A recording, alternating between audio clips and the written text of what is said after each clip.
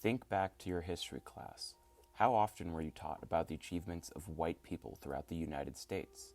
Whether it's the founding fathers signing the Declaration of Independence, Columbus discovering America, or the Industrial Revolution. Of the times we do learn about BIPOC histories, it's about the tragedies. Slavery, Jim Crow laws, violence towards BIPOC communities. Not often do we learn about the success and the progress of BIPOC in history. While we do learn about the civil rights movement and the progress it has made, it seems like this is one of the only topics that focuses on their success. Achievements and progress of BIPOC are not taught or represented in the media. It creates the false perception of them being innately different. It alienates them. This is the same with successful people shown in the media. In almost all cases, it's white people who are presented as the role models, the entrepreneurs, the innovators, the visionaries. The issue is that this can have drastic effects among BIPOC and especially BIPOC youth. Not seeing your group represented as role models or visionaries or innovators or just successful people has an effect on self-esteem and can even impact your own perception of what it means to become successful. This is why it's vital to share stories that empower BIPOC. One of those stories that should be shared is Black Wall Street. Black Wall Street is the name given to a prosperous business section located in the Greenwood district of Tulsa, Oklahoma. This story is almost completely ignored throughout history courses, and I personally didn't even know about it until I watched a TV show which included it in one of its scenes. The district received the name Black Wall Street because of its flourishing variety of businesses that were all black owned and run. The district also produced quite a bit of millionaires who were all black. There were banks, all types of shops, theaters, a hospital, even forms of transportations like a cable car. It soon became a beacon of wealth, education, and advancement, according to Anthony Guerra. It began all with a group of founders. Included was a man named Ottawa W. Gurley. Intrigued by the oil boom in Tulsa, he decides to buy 40 acres of land, which he promises to only sell to blacks. He starts to draw plans of the city, drawing streets, where the cable cars will go, business sectors, housing, and much more. He then opens the first store in the Greenwood district, which was a grocery store, along with some residential buildings and some other spaces for more stores. Soon, more and more blacks start to move in, and O.W. Gurley begins to lease and sell the land to them, and even offers loans to blacks wanting to open their own businesses, encouraging entrepreneurship. Soon enough, Black Wall Street emerges.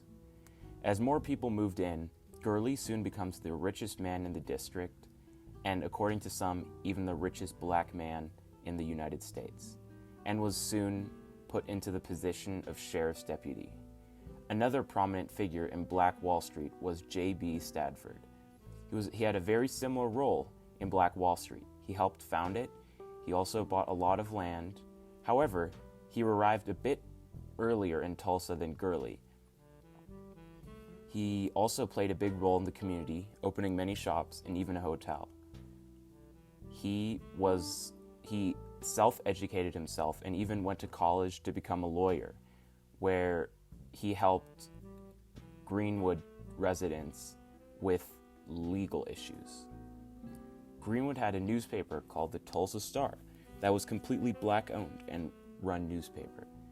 It was founded in 1912 and was later taken over by Andrew Jackson Smitherman in 1913. The newspaper was credited with providing leadership and influencing and shaping Tulsa's black community. The paper often criticized the wrongdoings of local politics and also brought to attention many issues facing blacks in the area and helped rile them against common issues. Smitherman acted as a reporter and the chief producer for the newspaper. When he acted as the reporter, he often put himself in harm's way, engaging in dangerous situations and even trying to intervene in some lynchings. Black Wall Street was the home of many business owners and also attracted others like lawyers and doctors. One of them was Peter A.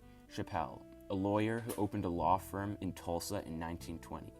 Although there is not much information about him, we know that he helped black people fight against many racist laws, helped them with disputes, and even sued the city of Tulsa for damages after the race riot broke out in 1921.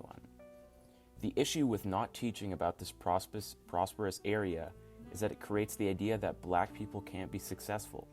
It frames them as lazy, poor, and unsuccessful. Black Wall Street, on the other hand, is a perfect example of how this is not true. It directly counteracts colorblind racism, as this is based on the idea that racial inequality doesn't exist. Instead, the differences produced by racial inequality are labeled as individualistic problems. Black Wall Street shows that black people can be extremely successful, and they have been, and they always can be, and are. Showing these positive role models is extremely important because it gives black youth people to look up to. Often the only black role models that are presented in the media are athletes, which are gives the sense to black youth that athletics is their only option. Black people are not the only people who would benefit from this representation. White people would see examples of successful black people, which dispels the idea of there being innate differences between races, something that has been so ingrained into our society that still many people believe it is true. It makes people more aware of the racial inequalities that BIPOC communities face, which in turn makes it easier to address those inequalities and make America more equal.